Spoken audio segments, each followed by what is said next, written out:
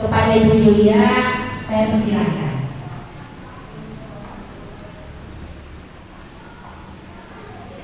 Assalamualaikum warahmatullahi wabarakatuh.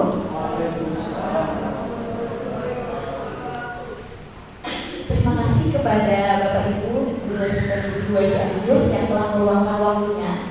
Pada kesempatan kali ini, izinkan saya untuk menyampaikan mengenai diskriminasi mengenai budaya positif. Nah, di sini sebelum saya masuk pada pembahasan ya, saya sepertinya Bapak Ibu di sini kurang bersemangat ya. Ketika saya bilang sepeda, Bapak Ibu bilang apa? Berprestasi. Oke? Kita coba ya. Sepeda berprestasi. Sekali lagi, sepeda Berprestasi. masih kurang. Sepeda Berprestasi. Terima kasih Bapak Ibu. Tangan untuk semuanya. Perkenalkan, mungkin tadi udah dikenalkan oleh Bu Dede ya. Izinkan saya memperkenalkan diri kembali. Di sini saya adalah fasilitator saya adalah Ibu Geis Hermawati MPD dan PP saya adalah Bapak Iwang Sanapunjuk MPD dan saya sendiri sebagai CBB Angkatan 9 dari SMP Negeri 2 Cianjur. Nama saya Yuliana Sintiaji SPD. Selanjutnya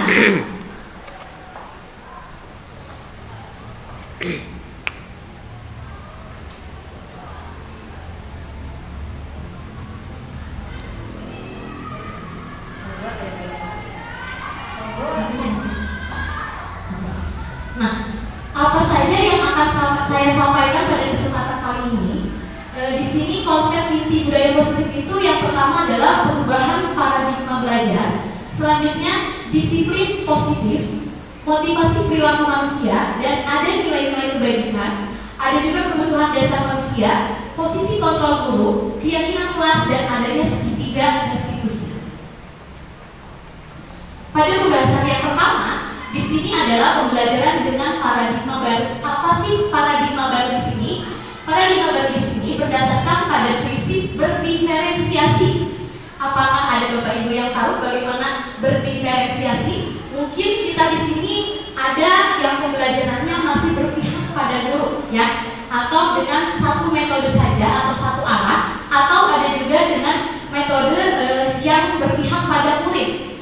Coba saya boleh bertanya pada salah satu atau ada yang mau mengungkapkan pengalaman Bapak Ibu biasanya apa yang diterapkan di kelas yang biasa Bapak Ibu terapkan?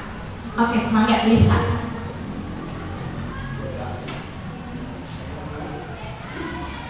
Terima kasih Bu Yulia. Biasanya saya menerapkan secara berdiferensiasinya kan biasanya anak-anak ada berbeda ya dari bentuk gaya belajarnya. Jadi kadang saya bagi tugas. Jadi ada tugasnya yang kalau senangnya menulis dia kasih laporan tulisan. Kalau ada yang senang berbicara kita kasih pilihan yaitu dengan cara kirim voice note melalui smartphone atau gawai.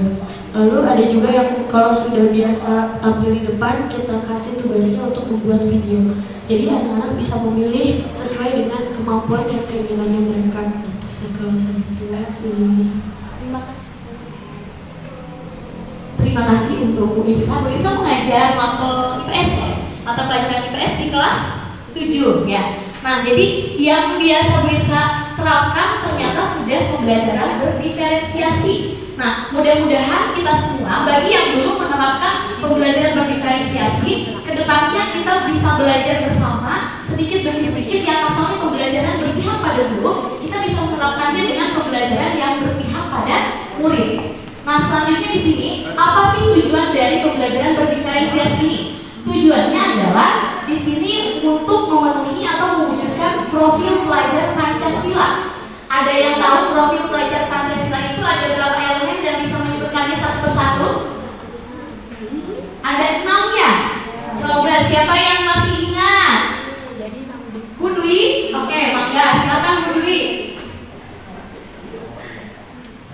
Ya, terima kasih Bu Yulia. Assalamualaikum warahmatullahi wabarakatuh.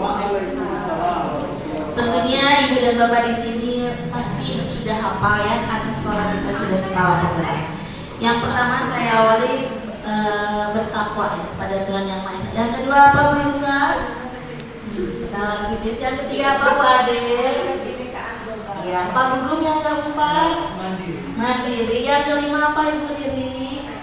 Yang keenam terakhir apa Pak? Ini buktinya sekolah kita sudah menerapkan sekolah pembelajaran. Tepuk tangan untuk semua. Terima kasih.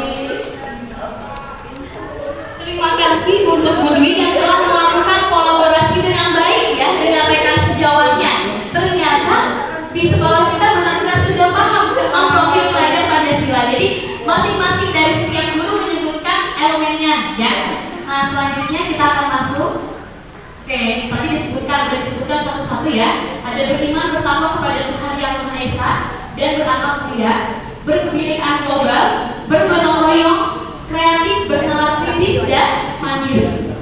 Nah selanjutnya di sini kita akan menskonsepsi tentang teori kontrol. Di sini ada 4. Langkah pertama adalah ilusi guru mengontrol murid. Ternyata selama ini kita hanya berilusi semata bahwa guru itu bisa mengontrol murid. Misalnya anak-anak coba kerjakan tugasnya, jangan mencontek. Mungkin kelihatan oleh kita siswa tidak ada yang mencontek. Kita tidak tahu apakah hasil pekerjaannya itu adalah benar-benar pekerjaannya sendiri ataukah memang dia melihat kepada temannya. Bisa saja karena sekarang sudah dengan teknologi yang sangat canggih. Apalagi kan kita mau tidak mau ketika pembelajaran harus melibatkan teknologi ya Bapak Ibu. Dan teknologi itu sendiri ada sisi positif dan negatifnya. Nah ternyata ilusi guru mengontrol murid ini adalah hanya ilusi kita semata. Dan yang selanjutnya ilusi bahwa semua penguatan positif efektif dan bermanfaat. Kita berpikir bahwa dengan kita memberikan penguatan positif kepada siswa ya, dengan memberikan motivasi dan lain sebagainya, itu bisa memberikan efektif dan bermanfaat. Tapi nyatanya ketika keyakinan pada dirinya belum mau berubah, maka siswa tersebut belum bisa kita kontrol ya. Selanjutnya yang ketiga adalah ilusi bahwa kritik dan membuat rasa bersalah mampu menguatkan karakter. Seperti apa? Misalnya yang membuat rasa bersalah pada siswa, misalnya kenapa kamu melakukan hal seperti itu? Apakah kamu tidak kasihan dengan ibu? Misalnya sehingga ibu dimarahi oleh bapak kepala sekolah. Nah kemudian kita berpikir bahwa murid tersebut sudah berubah ketika kita membuat mereka merasa bersalah. Tapi kenyataannya dia hanya berubah sesaat saja, mungkin dalam jangka pendek saja, atau bisa juga dalam jangka panjang, tapi tidak berlaku untuk seluruh siswa. Dan yang keempat adalah ilusi bahwa orang dewasa berhak memaksa. Kita sebagai guru dibandingkan dengan murid merasa lebih dewasa daripada murid-murid kita di kelas, dan kita merasa bahwa murid ada pada tangan kontrol kita. Tapi pada kenyataannya mereka lah sendiri yang memiliki kontrol, bahwa kita sebagai guru hanya bisa menuntut saja. Nah selanjutnya mengubah paradigma stimulus respon ke pendekatan teori kontrol. Pada stimulus respon yang pertama, realitas kebutuhan kita sama. Nah, kita menganggap kebutuhan kita sebagai guru dan murid itu adalah sama. Padahal pada teori kontrol realitas kita berbeda. Kita hidup pada zaman pola pikir kita akan berbeda dengan siswa yang memang kita sebut dengan generasi apa? Biasanya yang baru lahir SMP generasi Z ya. Nah, tentunya akan berbeda kebutuhan kita dengan peserta didik. Dan yang kedua, semua orang melihat hal yang sama. Pada kenyataannya pada teori kontrol, setiap orang memiliki gambaran yang berbeda ya. Nah misalnya, saya guru matematika, pada teori respon, saya berpikir ketika kita memberikan suatu rumus kepada siswa, saya berharap semua siswa bisa mengerjakannya. Tapi pada kenyataannya setiap siswa memiliki kemampuan yang berbeda. Baik itu misalnya dengan tadi Ica sebutkan, ada yang kinestetik, audio ya kan, dan ada juga yang visual. Jadi pada posisi ini setiap orang memiliki gambaran yang berbeda. Selanjutnya kita mencoba mengubah orang agar berpandangan sama dengan kita. Misalnya kita berpikir bahwa dengan datang terlambat itu adalah hal yang tidak baik. Tapi mungkin kita berusaha memahami pandangan orang lain tentang dunia. Contohnya misalnya ketika ada anak yang terlambat, kita tidak langsung menghukumnya, kita mencari tahu alasannya tertentu. Siapa tahu anak itu dari sekian kali baru kali ini dia kesiangan. Kita tanya apa alasannya. Mungkin saja dia ada masalah atau ada kejadian di jalan yang sehingga membuat dia datang terlambat ke sekolah. Nah, yang selanjutnya, perilaku buruk dilihat sebagai suatu kesalahan. Jadi kita langsung pada posisi stimulus respon ini, kita langsung menjudge orang itu bersalah. Tapi pada teori kontrol, semua perilaku memiliki tujuan. Jadi setiap orang memiliki tujuannya tersendiri. Apa salahnya kita mendengarkan dulu apa tujuannya, baru kita bisa menyimpulkan. Nah, pada selanjutnya, pada disiplin positif itu berasal dari kata disiplina yang artinya belajar. Disiplin mengacu pada disiplin diri yang memiliki tanggung jawab terhadap apa yang dilakukannya berdasarkan nilai-nilai yang diyakini. Disiplin positif merupakan salah satu cara penerapan disiplin yang bertujuan untuk menumbuhkan kesadaran serta memberdayakan peserta didik tanpa imbalan penghargaan atau hukuman.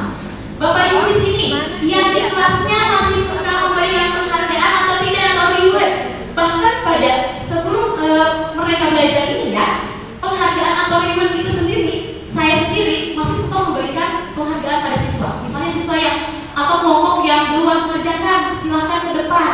Tapi pada kenyataannya ternyata penghargaan itu tidak baik, sama saja dengan hukuman. Kenapa penghargaan itu sama dengan hukuman? Nanti kita akan bahas. Selanjutnya di sini sebagai pendidik tujuan kita adalah menciptakan peserta didik yang memiliki disiplin diri sehingga mereka berperilaku mengacu kepada nilai-nilai kebajikan universal yang memiliki motivasi intrinsik dalam perubahan perilaku ke arah yang lebih baik. Nah, di sini apa saja nilai-nilai kebajikan? Pada profil pelajar Pancasila yang tadi kita sebutkan ada 6 poin ya. Di sini ada beriman dan bertakwa pada Tuhan Yang Maha Esa, berakhlak mulia, kebinekaan global, gotong royong, mandiri, dan bernalar kritis. Sedangkan pada konsep yang lain di sini ada indigo. Di sini nilai kebajikannya adalah toleransi, rasa hormat, integritas, mandiri, menghargai, antusias, empati, keingetahuan, kreativitas, kerjasama, percaya diri, dan komitmen. Nah, dan yang selanjutnya di sini adalah ada keterampilan hidup, yaitu dapat dipercaya, lurus hati, pendengar yang aktif, tidak merendahkan orang lain, dan yang terakhir memberikan yang terbaik untuk dirinya sendiri. Nah, sebelum kita masuk ke sini, tadi di sini kita bahas bahwa penghargaan atau hukuman itu tidak selamanya baik.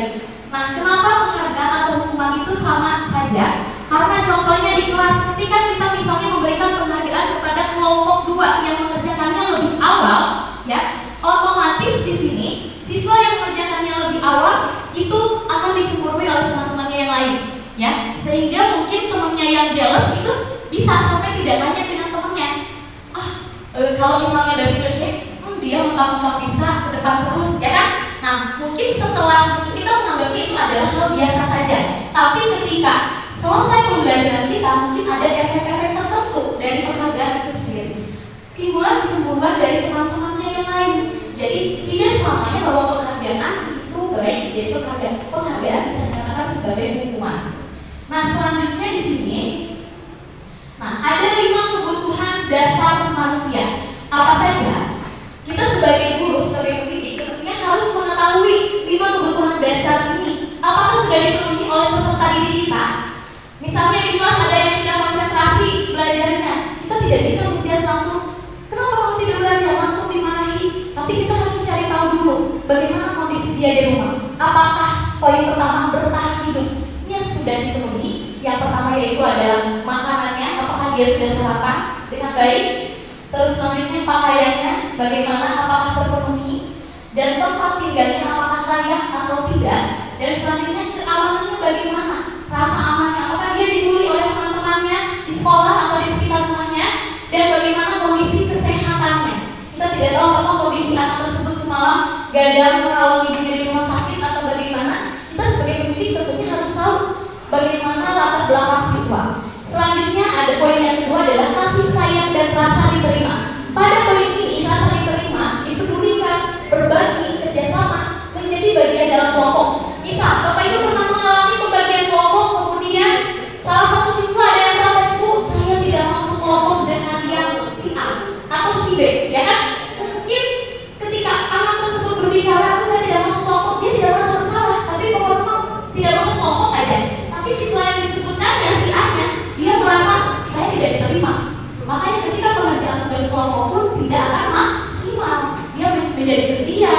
kemampuannya tidak keluar.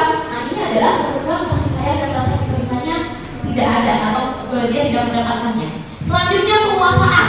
Pada penguasaan ada poin harga diri, keinginan untuk dianggap, memimpin, berprestasi, diakui dan didengar. Kita sebagai guru harus memberikan kesempatan yang sama kepada seluruh peserta didik. Tidak hanya misalnya karena si A ini pintar selalu soal ayo A ke depan, B ke depan, tapi kita berikan semuanya kesempatan kepada peserta didik karena mereka memiliki hak yang sama. Selanjutnya kebebasan. Pada kebebasan di sini ada rasa mandiri, memiliki pilihan, mencoba hal baru, maupun mengendalikan arah dirinya. Berikan siswa kebebasan, yaitu salah satunya dengan merdeka belajar ya. Kita tahu bahwa kita sebagai guru harus memfasilitasi siswa bagaimana kemampuannya misalnya dalam audio, kinestetik ataupun apa satu lagi dan audio visual ya satu lagi. Nah ini kita memberikan kebebasan kepada peserta didik sesuai dengan kemampuannya. Poin yang terakhir adalah kesenangan. Kesenangan di sini ada bermain, humor, antusiasme dan tertawa. Jadi selama pembelajaran Bapak Ibu tidak harus selalu melontot kepada peserta didik, marah-marah ya, tapi kita juga harus menciptakan pembelajaran yang menarik sehingga anak tidak jenuh dan tidak bosan. Nah, pada poin selanjutnya ada 3 motivasi perilaku manusia. Perilaku manusia ini motivasinya terdiri dari motivasi ekstrinsik dan intrinsik. Yang tentu kedua motivasi ini sangat berpengaruh pada peserta didik. Pada poin pertama, untuk menghindari ketidaknyamanan atau hukuman. Nah, motivasi anak ini pada poin yang pertama, motivasi eksternalnya dia mengerjakan sesuatu itu hanya untuk menghindari hukuman saja. Supaya dari hukum saya mau mencoba mengerjakan karena saya takut dihukum. Itu aja motivasinya. Tidak ada motivasi yang lain. Tidak ada motivasi saya harus bisa, saya ingin jadi juara, tidak ada. Hanya untuk menghindari dari hukuman. Sedangkan yang kedua, dia mendapatkan imbalan atau penghargaan dari orang lain. Dia ingin diakui keberadaannya, sehingga dia memilih motivasi eksternalnya yang kedua karena ingin suatu penghargaan. Dan yang ketiga di sini untuk menjadi orang yang mereka inginkan dan menghargai diri sendiri. Ini yang paling penting adalah motivasi intrinsik. Mau kita motivasi ekstrinsiknya sekuat apapun, ketika motivasi dalam dirinya kurang baik, maka perubahan dalam dirinya itu hanya akan berubah dalam jangka pendek saja. Tapi ketika motivasi intrinsik yang didukung dengan motivasi ekstrinsik, inilah yang akan membuat perubahan dalam jangka panjang. Oke, selanjutnya di sini kita akan mengenal mana yang namanya hukuman, konsekuensi, dan restitusi. Pada hukuman, ya mungkin Bapak Ibu juga sering melakukan, termasuk saya sendiri ya. Sebelum saya mengikuti pendidikan berkurang, saya belum tahu apa perbedaan antara hukuman, konsekuensi, dan restitusi. Pada hukuman ini tidak terencana. Tiba-tiba kita lagi jalan atau lagi di kelas menemukan siswa melakukan kesalahan, langsung kita menegurnya dan memberikan hukuman. Itu adalah salah satu bentuk hukuman. Konsekuensi itu terencana, sudah ada kesepakatan dulu dari awal. Misalnya siswa tidak boleh datang terlambat, ya. Nah, ini kalau siswa datang terlambat, misalnya harus berdiri di depan kelas. Nah, itu adalah salah satu contoh konsekuensi. Dan restitusi itu sendiri proses menciptakan kondisi bagi murid untuk memperbaiki kesalahannya. Ketika siswa kesiangan, bukan lagi dia dihukum apa konsekuensinya atau apa hukumannya, tapi kita restitusikan dulu, kita tanya validasi kesalahannya seperti apa, kita cari solusinya bersama supaya anak ini tidak mengulangi kesalahannya kembali. Nah, yang kedua adalah murid tidak tahu apa yang akan terjadi. Jadi hukuman ini bersifat mendadak gitu ya, tidak terencana. Bisa saja guru memberikan hukuman misalnya silakan hormat di depan tiang bendera, silakan lari jongkok misalnya. Jadi ini tidak ada rencana sama sekali, semau guru memberikan hukuman. Sedangkan pada konsekuensi murid tetap dibuat nyaman karena kita sudah memiliki konsekuensinya sebelum murid melakukan kesalahan. Nah, terus untuk hukuman bersifat satu arah berupa hukuman fisik ataupun psikis. Hukuman fisik mungkin kita sudah tahu semuanya ya, bisa dengan berlari, jalan jongkok atau piket, membersihkan halaman dan lain sebagainya. Sedangkan psikis itu sendiri dia merasa malu, dipermalukan di depan teman-temannya, mentalnya tentunya akan down ya. Nah di sini sedangkan di konsekuensi murid tetap dibuat nyaman karena dia tahu ketika dia kesiangan konsekuensinya seperti apa. Dan setiap guru selalu memonitor muridnya, apakah siswanya sudah datang dengan tepat waktu misalnya. Dan pada restitusi di sini proses kolaboratif yang mengajarkan murid untuk mencari solusi sendiri. Jadi ketika siswa tersebut kesiangan, dia mencari solusi. Kenapa nih dia kesiangan? Misalnya dia kesiangan karena tidurnya dadak main game. Ketika dia main game, solusi apa? Akibatnya apa? Bangun kesiangan dan sekolah terlambat. Nah, makanya solusinya apa? Kita tanyakan kembali kepada siswa. Misalnya solusinya jangan main game terlalu malam supaya bangunnya tidak kesiangan dan di sekolah tidak terlambat. Biasanya anak itu sendiri sudah tahu kok bagaimana solusinya, tanpa kita harus menyebutkan atau memberikan hukuman. Nah, selanjutnya di sini misalnya dari di sini ada restitusinya, ada tahapannya. Di sini hukuman, konsekuensi dan restitusi. Contohnya, pada hukuman adalah sesuatu yang menyakitkan bagi siswa, sedangkan konsekuensi itu adalah semua harus terjadi karena sudah disepakati di awal. Sedangkan restitusi adalah pilihan. Jadi siswa memiliki pilihan. Saya harus seperti apa ya? Kalau saya bangun kesiangan, berarti konsekuensinya saya tidak dimasukkan ke kelas. Tapi ketika saya misalnya tidurnya tepat waktu, bangun tidak kesiangan, dan saya tidak akan terlambat. Jadi anak lebih tahu mana perbedaan antara hukuman, konsekuensi, dan restitusi. Nah, pada hukuman tidak nyaman untuk murid jangka waktu panjang, sedangkan konsekuensi tidak nyaman untuk murid dalam jangka waktu pendek. Konsekuensi hanya dalam jangka waktu pendek saja, sedangkan restitusi itu lebih memberikan penguatan pada diri siswa apa yang sudah dia lakukan dan langkah depannya harus seperti apa, sehingga dalam jangka waktu panjang siswa dapat melakukan perubahan. Nah, korban mendapatkan keadilan. Pada hukuman, oke, di sini korban mendapatkan keadilan, sedangkan konsekuensi korban bisa saja diabaikan. Dan di tahap restitusi, korban mendapatkan gantinya. Nah, terus di selanjutnya ada murid akan tersakiti. Di hukuman sudah dipastikan murid sudah akan tersakiti. Kenapa? Karena hukuman itu menurut saya semena-mena ya. Kenapa semena-mena? Karena hukumannya tidak jelas. Kalau kesiangan harus seperti apa, tergantung pada gurunya sendiri. Pada konsekuensi, murid dibuat tidak nyaman karena dia misalnya tidak boleh masuk kelas. Dan kepada restitusi yaitu mendapatkan penguatan. Nah, selanjutnya sistem tidak akan berjalan bila murid tidak takut. Kita pernah menemukan siswa di sekolah, Bapak Ibu, yang siswanya ternyata di kelas tidak mengalami ketakutan ketika dihukum, cuek aja masuk ke kelas biasa aja, nggak ada rasa bersalah atau minta maaf ya. Pasti Bapak Ibu pernah mengalami hal ini.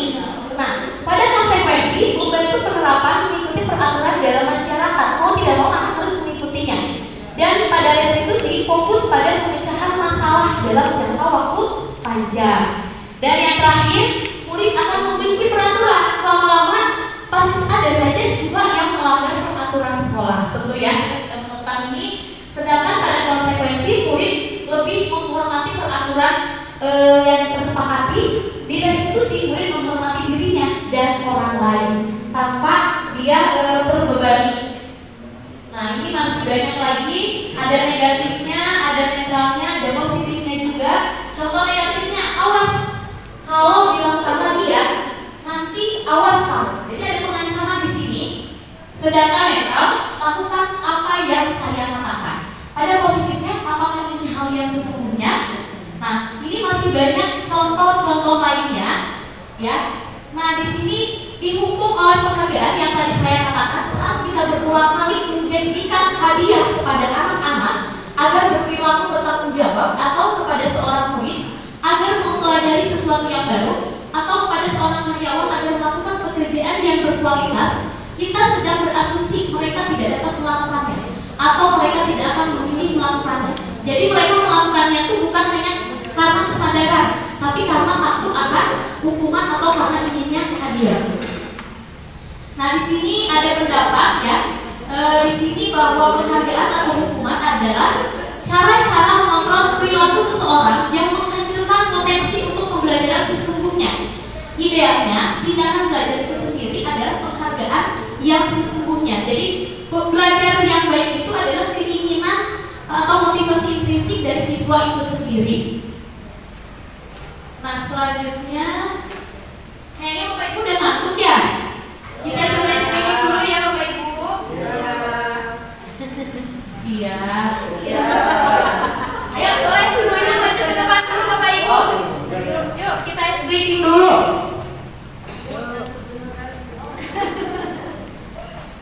Bisa di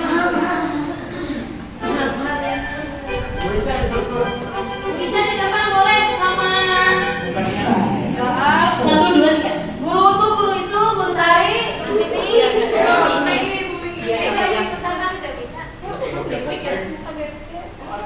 Topengnya mana, Bu?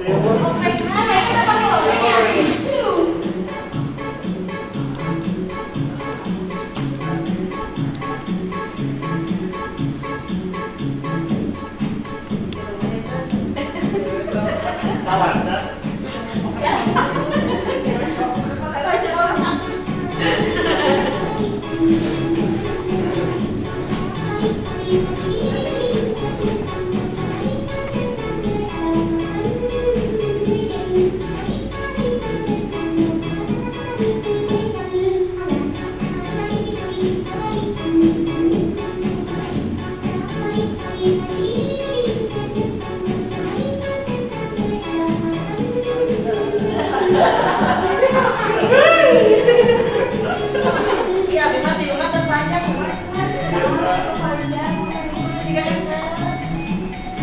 Dia biasa main dia.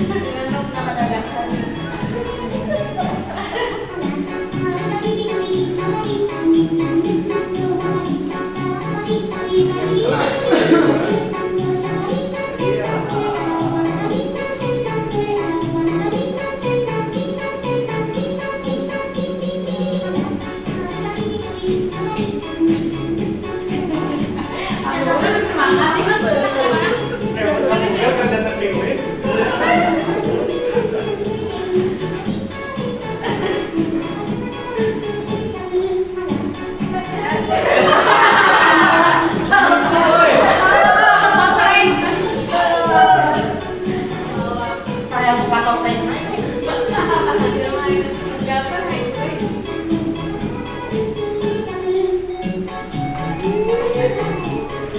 Saya muridnya dipanggil pamannya.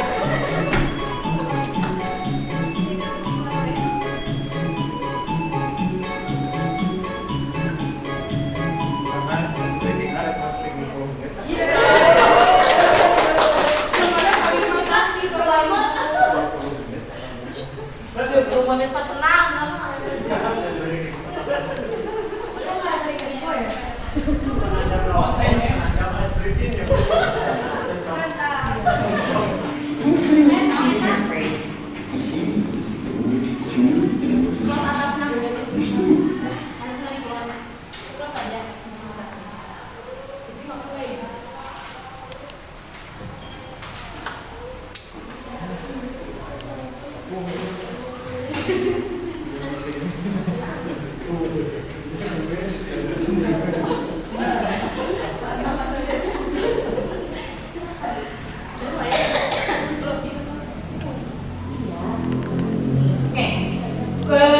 Semangat ya Bapak Ibu, sudah speaking, ngantuknya sudah hilang ya. Kita sebentar lagi di sini masih ada pembahasan, yaitu memberikan penghargaan sama dengan menghukum seseorang. Oke, pada poin yang pertama, pengaruh jangka panjang dan jangka pendek ya. Jadi pada penghargaan ini ada berpengaruh pada siswa itu berbeda-beda. Ada yang jangka panjang, ada juga yang jangka pendek. Mungkin siswa yang sensitivitas dan dia kesadarannya tinggi dalam teguran atau penghargaan tertentu saja dia bisa langsung berubah. Tapi pada siswa tertentu mungkin beberapa kali hukuman ataupun penghargaan itu tidak akan merubah dirinya sendiri. Nah, pada selanjutnya penghargaan ini bersifat tidak efektif ya, karena tentunya yang namanya penghargaan pasti ada siswa yang tidak mendapatkan penghargaan yang tadi saya sebutkan. Tentunya akan ada kecemburuan antara satu siswa dengan siswa yang lainnya. Nah, selanjutnya di sini penghargaan merusak hubungan dengan teman sebangkunya saja. Misalnya teman sebangkunya saya kasih penghargaan, teman yang satunya tidak. Kita tidak tahu apakah jawabannya mungkin mencontek dari temannya yang tidak mendapatkan penghargaan penghargaan bisa saja ketika penghargaan merusak hubungan di sini, mereka setelah pembelajaran kita bisa sampai tidak bertanya atau tidak menyapa selama beberapa hari.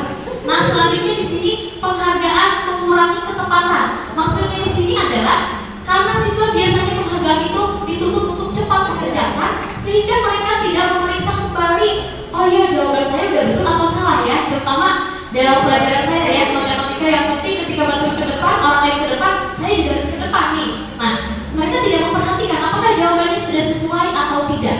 Yang selanjutnya penghargaan menurunkan kualitas seseorang ya.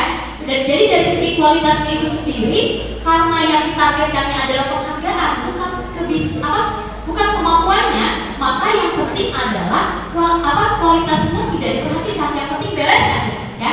Dan selanjutnya penghargaan mematikan kreativitas. Jadi siswa itu malas untuk kreativitas dan mengembangkan kreativitas karena temannya yang melakukan pekerjaan yang biasa saja mendapatkan penghargaan, tapi ketika dia mengerjakannya lama dan malah waktu pelajarannya sudah selesai, akan kalah dengan temannya yang lebih cepat dalam pekerjaannya, sehingga siswa tersebut enggan untuk mengembangkan kreativitasnya. Dan selanjutnya penghargaan itu bersifat menghukum, yang tadi sempat saya jelaskan, yaitu dia bisa dihukum oleh teman sekitarnya itu sendiri dengan tidak ditanya karena ada jealous atau kecemburuan. Dan selanjutnya motivasi dari dalam diri atau intrinsik. Nah di sini kalau misalnya timbul motivasi dalam dirinya kuat, anak ini bisa berubah. Tapi kalau misalnya motivasi dalam dirinya tidak ada, berarti dia hanya sesaat saja, hanya mendapatkan penghargaan atau hukuman saja. Selebihnya sudah tidak ada lagi yang dikerjakan.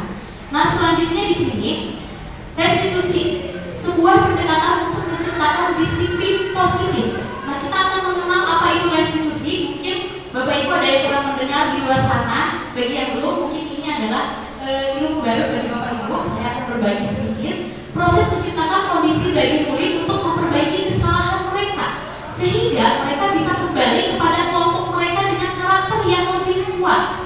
Proses kolaboratif mengajarkan murid untuk mencari solusi untuk masalah mereka dan membantu murid berpikir tentang arah seperti apa yang mereka inginkan dan bagaimana mereka harus memperlakukan orang lain.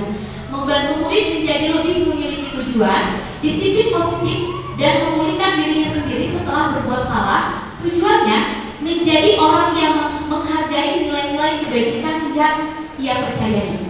Nah jadi pada restitusi ini tentu tadi berbeda dengan hukuman dan konsekuensi. Pada restitusi dia menyadari kesalahan itu apa dan langkah ke depannya apa yang harus ia lakukan. Nah ciri-ciri dari restitusi apa saja? Restitusi di sini bukan untuk menebus kesalahan, namun untuk belajar dari kesalahannya.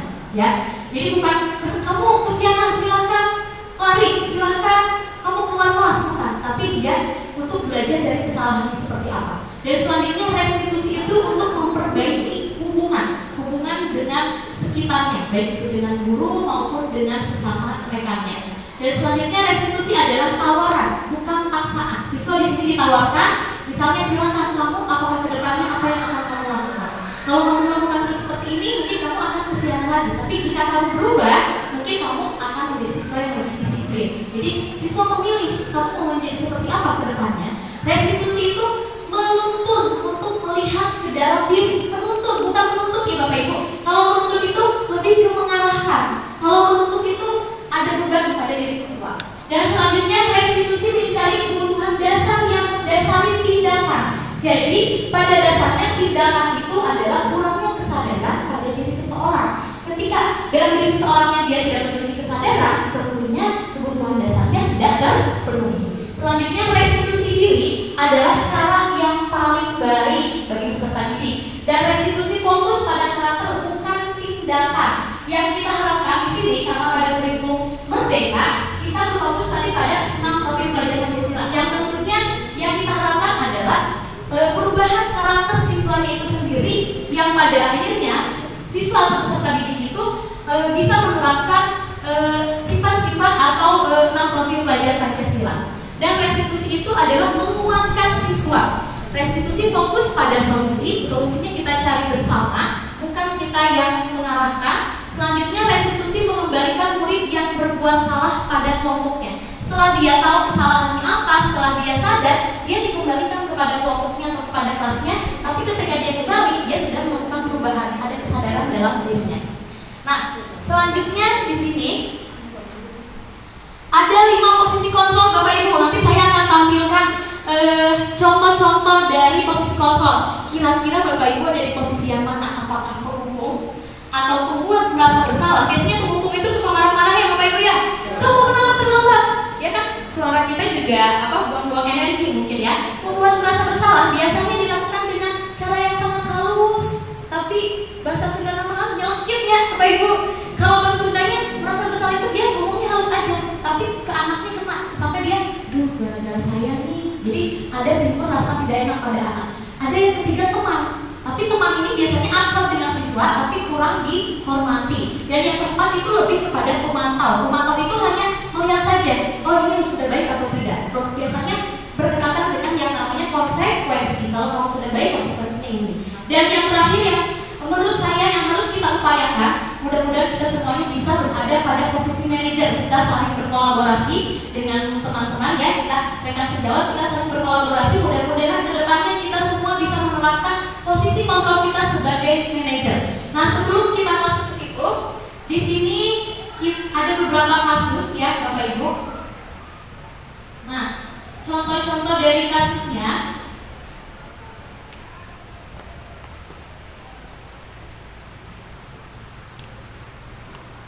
Nah, di sini ada contoh penghukum dengan contoh misalnya hormat pada bendera selama 1 jam. Ini adalah contoh guru sebagai penghukum. Ya, baru salah satu contoh saja. Selanjutnya, contoh pembuat merasa bersalah seperti apa? Di situ ada salah pengertian. Berapa kali ibu harus memberitahu kamu? Kamu selalu mengecewakan ibu. Biasanya dengan kata-kata yang lembut, ya. Nah, ini membuat siswa merasa bersalah. Jadi setelah dia merasa bersalah, biasanya konsentrasi belajarnya pun akan berkurang atau menurun. Nah, sedangkan pada posisi teman, salah satu contohnya, ayo dong bantu ibu ikuti aturan sekolah, tolong bantu ibu sekali ini saja. Lain kali jangan berbuat seperti itu lagi ya. Ini biasanya posisi kontrolnya adalah sebagai teman. Nah, contoh sebagai pemantau seperti apa? Kamu sudah melanggar peraturan, kamu tahu konsekuensinya. Nah, ini berdekatan atau berdampingan dengan konsekuensi kalau pemantau. Setelah upacara, kamu lengkapi atribut kamu ke koperasi. Nah, ini contoh pemantau. Dan contoh manajer seperti apa? Ini yang harus kita terapkan dan kita harapkan ke depannya. Contohnya, apakah kamu tahu kesalahan kamu? Jadi kita bertanya kembali, bukan menegurnya. Kamu merasa sembarangan tidak? Kita tanya pada siswa, apakah kamu tahu kesalahan kamu? Dia tentu akan menyadari hal itu. Kira-kira bagaimana kamu memperbaiki kesalahan kamu?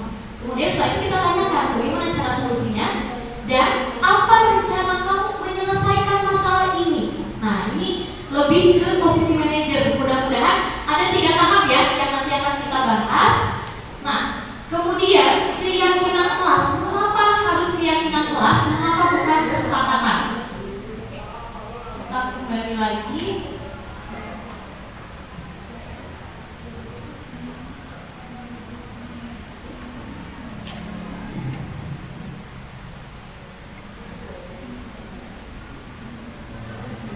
Nah, di sini ada pertanyaan. Mengapa sih? Kalau yang kita tahu dulu kan peraturan kelas ya atau kesepakatan kelas. Kenapa sekarang berubah menjadi keyakinan kelas, bukan peraturan kelas? Siapa yang mau berpendapat mengenai hal ini? Ada yang mau berpendapat? Bu Dede, silakan.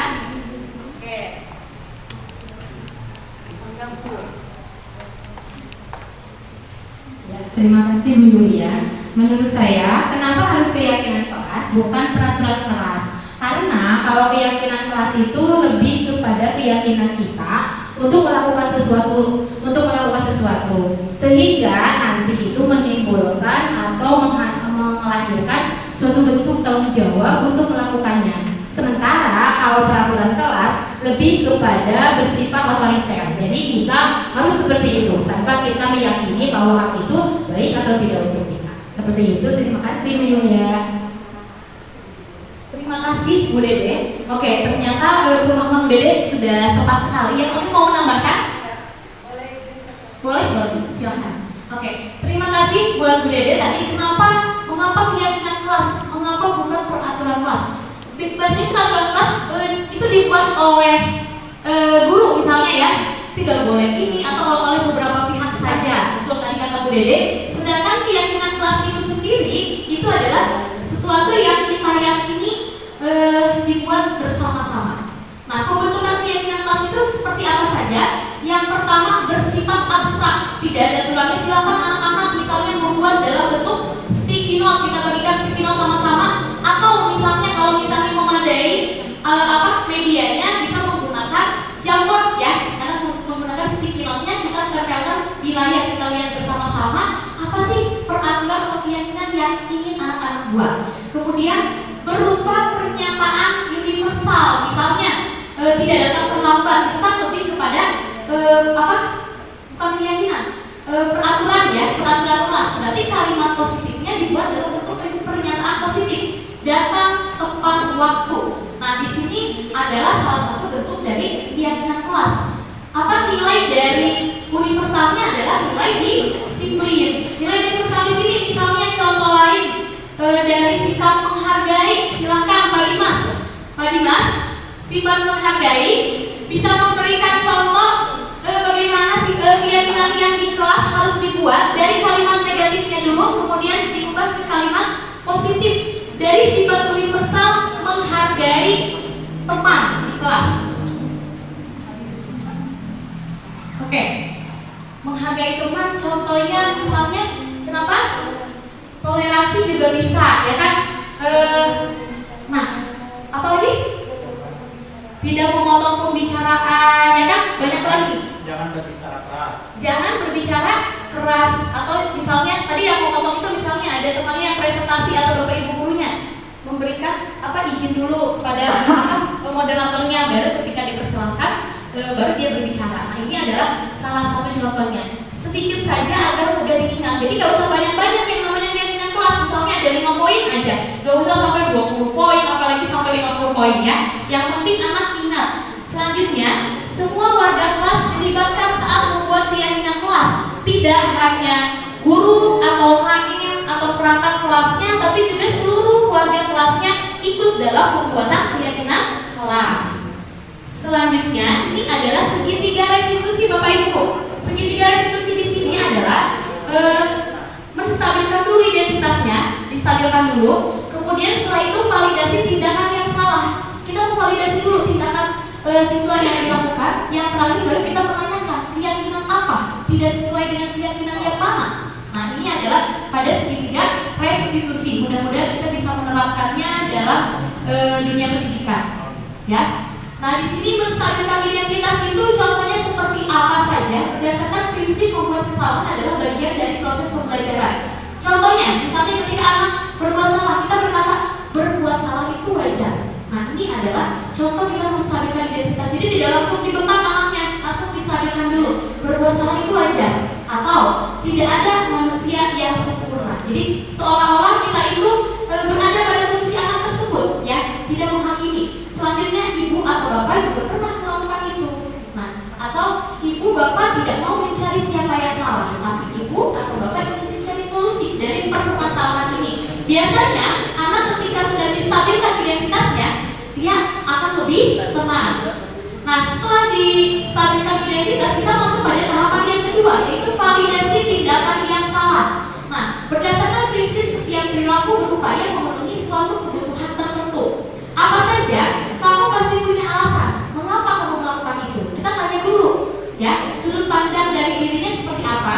Kemudian kamu melakukannya karena mempertahankan sesuatu yang penting bagimu. Jadi kita tidak ada di posisi yang benar ataupun salah di sini. Yang terakhir menanyakan keyakinan yang tadi sudah kita buat pada keyakinan kelas. Kita tanyakan kembali berdasarkan prinsip teori kontrol bahwa pada dasarnya kita termotivasi secara intrinsik. Yang pertama, apa keyakinan kelas kita? Kita tanyakan kembali karena pada sebelumnya kita sudah membuat keyakinan kelas. Nilai-nilai apa yang telah disepakati bersama? Ya, kalau misalnya yang dilanggarnya disiplin, berarti disebutkan. Nah, seperti apa gambaran sebuah kelas yang ideal menurut kamu? Sebenarnya siswa kita itu udah pada pintar ya Bapak Ibu, tahu mana sih yang benar, mana yang salah. Tapi tetap saja banyak pada pada kenyataannya banyak sekali siswa dari kita yang tetap melakukan kesalahan. Nah, sebelum pada tertutup di sini, dalam penerapan program disiplin positif, hendaknya guru memiliki standar kepribadian dan sosial yang baik, di mana guru mampu merefleksi dirinya dalam posisi kontrol saat ini. Tentunya kita sebagai pendidik harus memberikan contoh dulu ya, memberikan teladan kepada peserta didik, baru peserta didik bisa meniru gurunya. Karena kalau dalam bahasa Sunda itu guru itu digugu dan ditiru. Bagaimana siswanya akan berlaku baik apabila kitanya tidak memberikan contoh atau teladan yang baik. Nah, Bapak Ibu, di sini yang saya sampaikan mengenai pemaparan budaya positif ya Bapak Ibu. Mudah-mudahan kedepannya kita bisa berkolaborasi dengan baik, menerapkan berbagai budaya positif di sekolah kita. Itu saja yang dapat saya sampaikan. Terima kasih untuk kehadirannya juga Bapak Ibu. Wabillahi taufiq wal hidayah. Wassalamualaikum warahmatullahi wabarakatuh.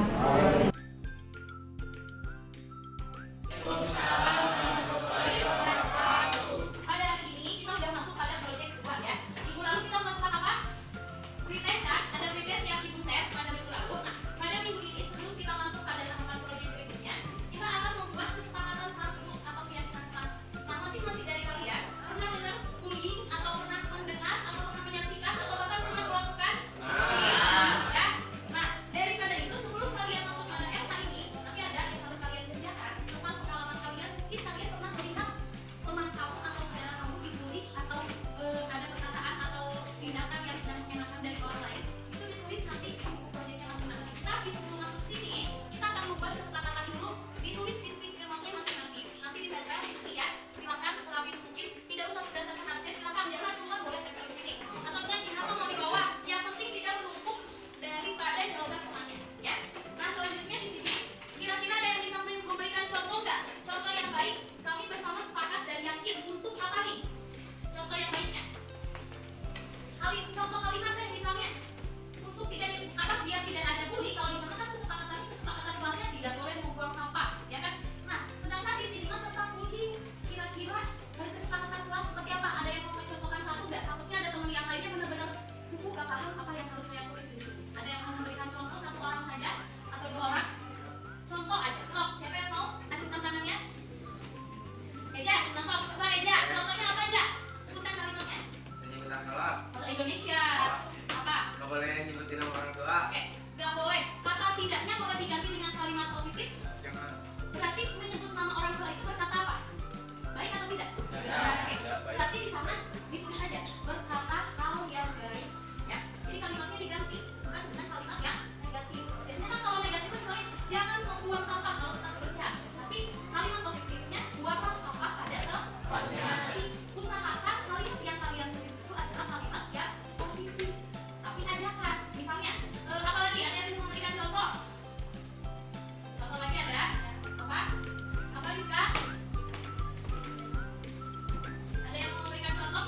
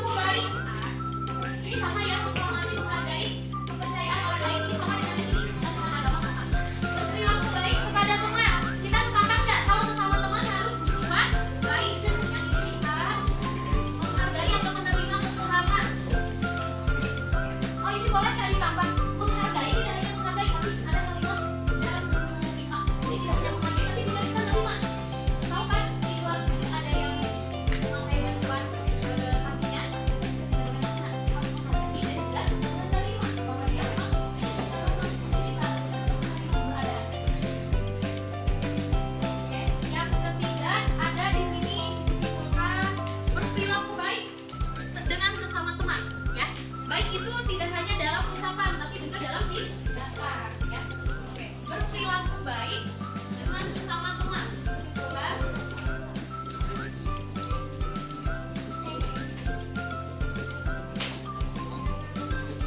Ini ada katanya bercanda boleh asal tahu batasan dan menghargai perbedaan. Nanti itu masih masuk ke sini ya. Masih masuk menghargai. Berkata hal baik kepada orang lain. Oke, udah masuk menghargai. Berperilaku baik. Berperilaku itu di sini ya. Berarti kita lakukan. Nah sekarang apa berarti ya? Katanya berbahasa sopan dan santun ya. Berarti berbahasa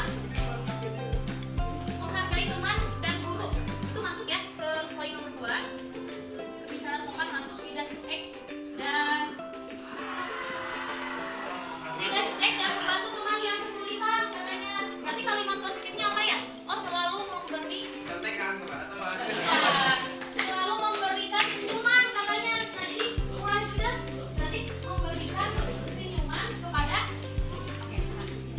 guru dia banyak salary ilmu mahal itu apa? Ya ini lagi kita sampaikan. Oke, tidak mengejek pendapat teman. Kalau misalnya ada teman yang tidak sependapat dengan kita, apakah diejek? Tidak ya, tapi menghargai pendapat. Menghargai pendapat. Menggunakan bahasa juga udah ya, bahasa udah yang sopan. Menghormati tidak boleh saling mengejek udah termasuk sama. Selanjutnya membantu teman yang mengalami. Oke. Dengan siapa saja.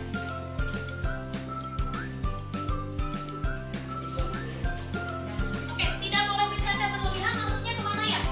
Ini kan berarti berperilaku baik kan? Bercanda boleh, tapi tidak boleh berlebihan. Maksud situ. Mengajak teman yang pendiam atau pemalu. Berarti kalimat positif mengajak teman. Mana ya kalimat positifnya? Itu maksudnya ke sini kan mau bergaul dengan siapa saja. Itu maksudnya. Sampai sini ada 8 poin yang kita sepakati. Di poin yang pertama, siapa yang mau membacakan? Siapa yang mau membacakan? Boleh? Kalau yang mau dibacakan satu-satu? Satu-satu sampai 8. Satu dulu. Oke, kita mulai kerja kita harus menghargai ajakan. Ayo bareng-bareng. Ya, itu poin yang pertama. Yang kedua apa? Oke, kita kan berasal dari ras yang berbeda-beda yang tidak semuanya sudah kan? Nah, berarti walaupun berbeda-beda, tapi kita harus saling menghargai. Yang ketiga apa? Oke, berperilaku baik dengan sesama teman di sini. Artinya kalian harus bertingkah laku yang positif. Kalau misalnya ada sesuatu hal yang negatif itu dikurangi. Kalau bisa dihilangkan. Selanjutnya silakan. Berbahasa sopan dan santun. Bahasanya dijaga ya. Tadi ibu masih dengar nih. Suaranya yang bahasanya itu kurang enak. Tapi ke depannya bahasanya harus yang positif. Karena kita kan ada dalam lingkungan pendidikan atau belajar. Silakan. Gimana Bu? Tergantung dari kebiasaan. Ya, silakan. Memberikan senyuman kepada teman. Oke, kita coba ya. Kita coba senyum semuanya, teman. Coba senyumannya. Senyum yang menurut kalian ibadah itu seperti apa? Kalau ketawa itu bukan senyum. Kalau senyum ya gimana nih? Ketika ada teman kalian baru datang ke kelas, kalian senyum. Itu aja sapa. Baru datang. Kalau kesiangan memang. Kalau kesiangan nanti tanya kenapa kabar. Aku pikir kalian kan kesepakatannya jangan diluangkan. Tapi nanti dia sepanjang. Berarti dia sudah melanggar keyakinan kelas. Ya. Nah, selanjutnya menghargai pendapat. Menghargai pendapat. Pendapat itu tidak harus semuanya sama, ya. Karena kita ada berapa orang, 37 orang, pasti akan ada aja yang memiliki pendapat yang berbeda. Bukan berarti semua pendapat harus kita setuju, tapi walaupun pendapat berbeda, kita harus menghargai. Bahkan yang selanjutnya saling menjaga perasaan. Nah, ini yang harus lebih dijaga. Kita harus berempati pada perasaan orang lain. Jangan hanya asal ngomong, kita nggak tahu hati orang lain. Mungkin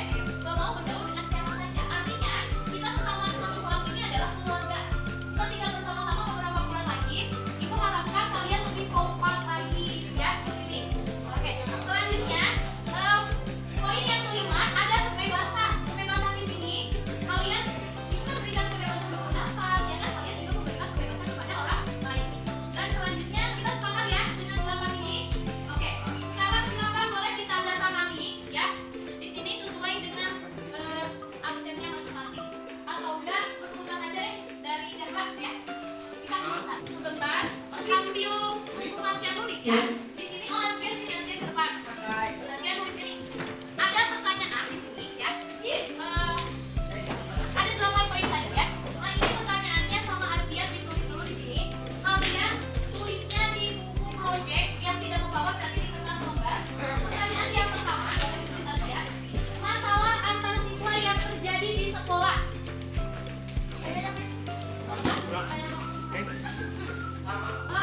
Misalnya gini. Siapa lagi Ramadan? Kasih ya. Oke. Gambar isi. Siapa lagi?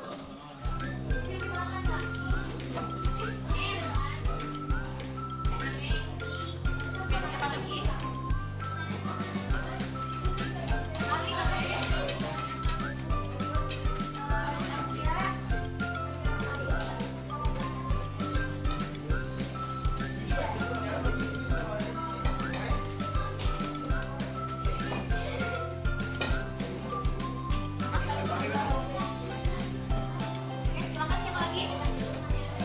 Dan Najwa?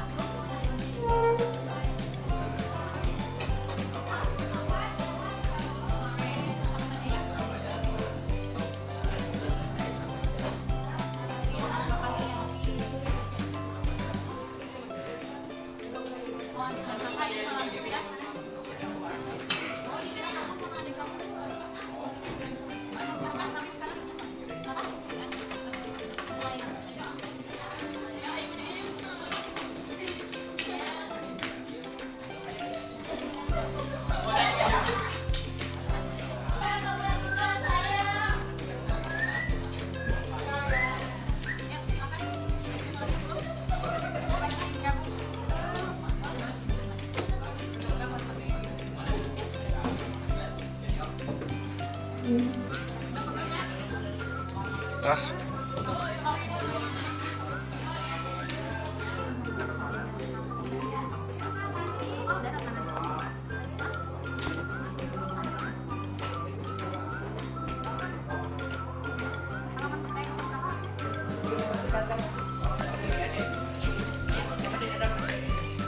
Absen 3 siapa?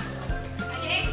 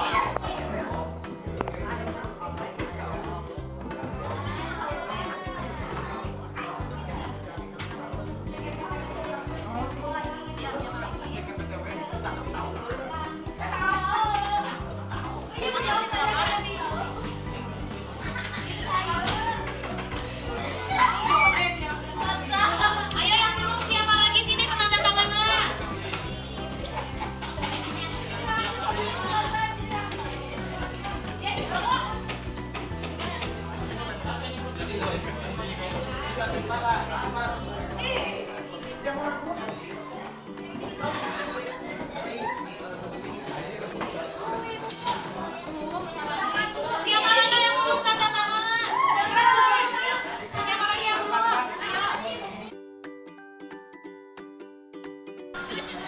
Assalamualaikum, saya Muhammad Raja Adi Wijaya dari kelas 910 siswa SMP Negeri 2 Cianjur.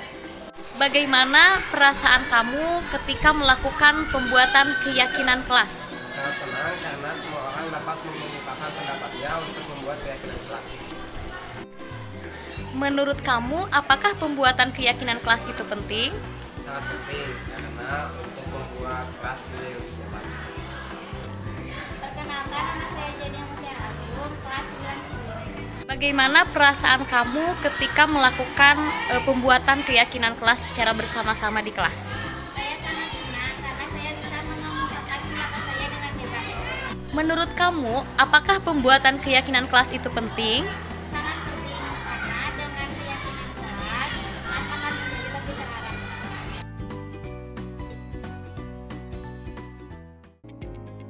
Pada kasus yang pertama, yaitu Fahri datang terlambat ke sekolah karena bangun kesiangan dan tidur larut malam untuk bermain games.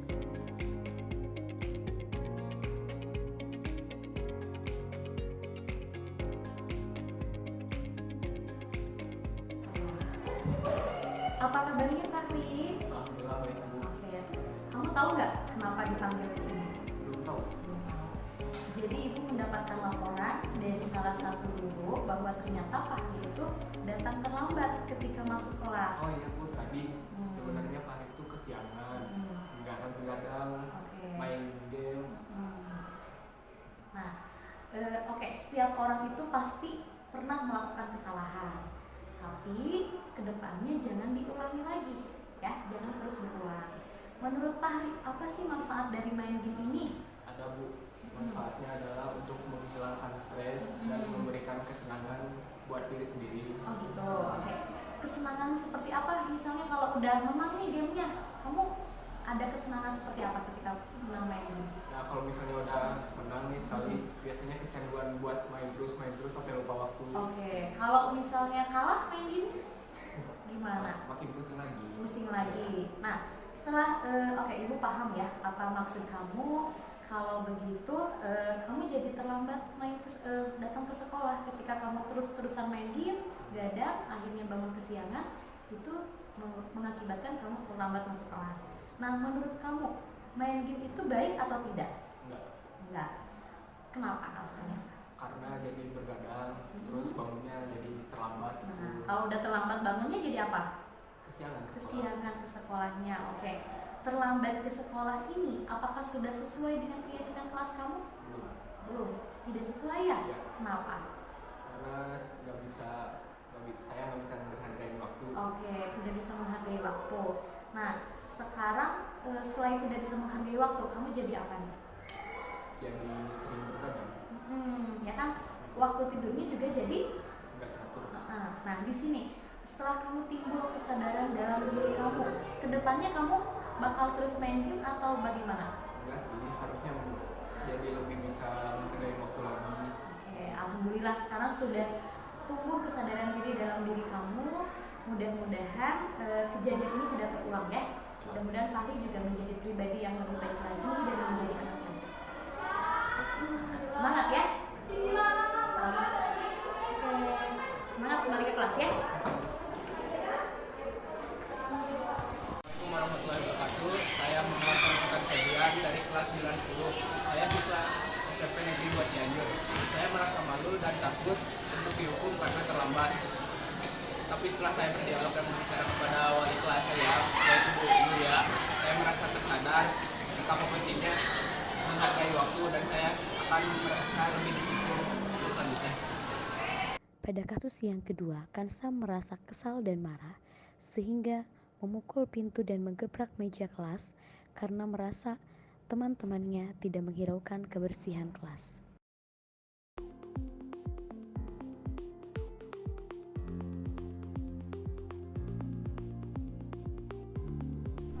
Waalaikumsalam. Ayo, enggak, Kansa, silakan masuk. Selamat siang. Oke, Kansa, kamu tahu nggak kenapa kamu dipanggil ke ruang guru? Tahu Bu, saya cuma berbuat di kelas. Nah, berbuat salah itu adalah hal yang manusiawi dan tidak ada manusia yang sempurna. Tapi bukan berarti Kansa bisa melakukan setiap saat. Ya Bu, saya terima kasih.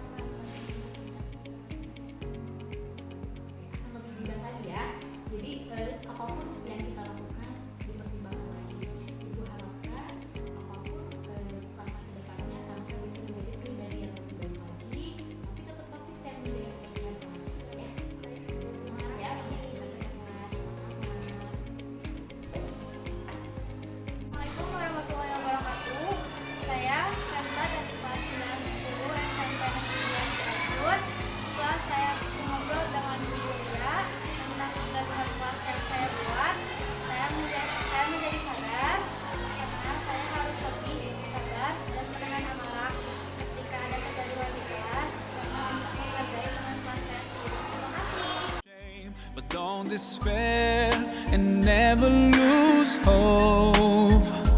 'Cause Allah is always by your side. Inshallah, inshallah, inshallah, you'll find your way. Inshallah, inshallah, inshallah, you'll find your way.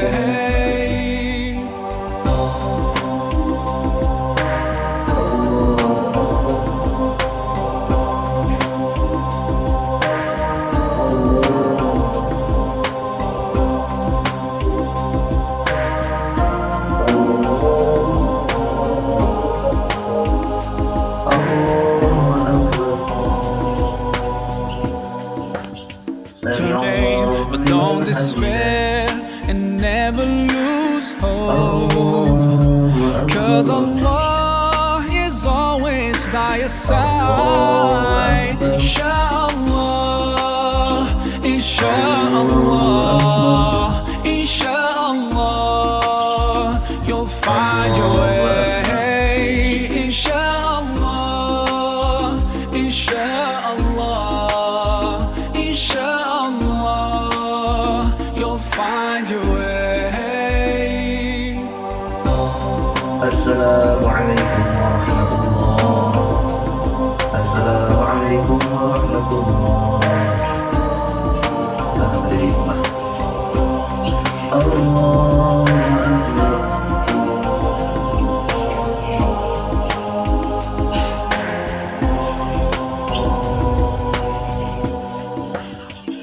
Shame, but don't despair and never lose hope.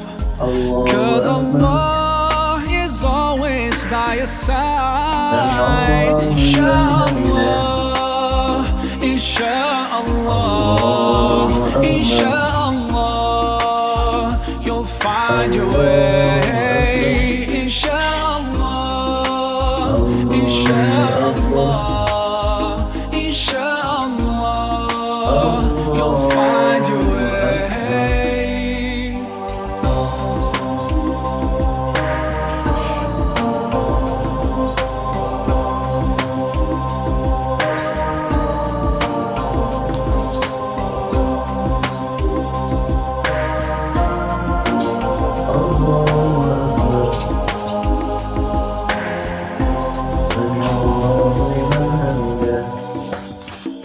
Shame, but don't despair and never lose hope. 'Cause Allah is always by your side. Inshallah.